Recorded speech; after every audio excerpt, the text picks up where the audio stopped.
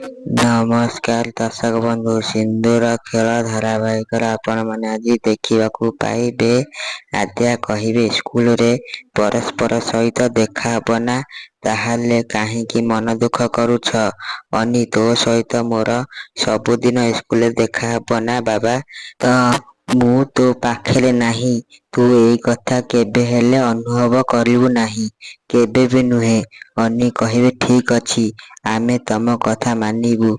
ତାହେଲେ ତମେ ଆମକୁ ଗୋଟିଏ କଥା ଦିଅ। ଏହାପରେ ଆନ୍ୟା କହିବେ, ତମେ ଆଉ ଅଂଶ ଅଙ୍କଲ, ସତରେ ତମେ ଦୁଇଜଣ ଆମ ମାମା ବାପା ନା?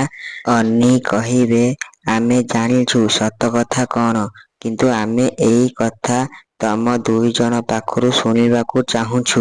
ଏହାପରେ ମେଘା କହିବେ, ସତ କଥା କ'ଣ ମୁଁ ତମମାନଙ୍କୁ କହୁଛି, ଶୁଣ। ଆଦ୍ୟା ମୋ ପୁଅ ଜୀବନ ପାଇଁ ସବୁଠୁ ବଡ଼ କଳଙ୍କ, ଆଉ ଯାହାକୁ ଆମେ ସବୁଦିନ ପାଇଁ ଭୁଲିଯିବାକୁ ଚାହୁଁଛୁ।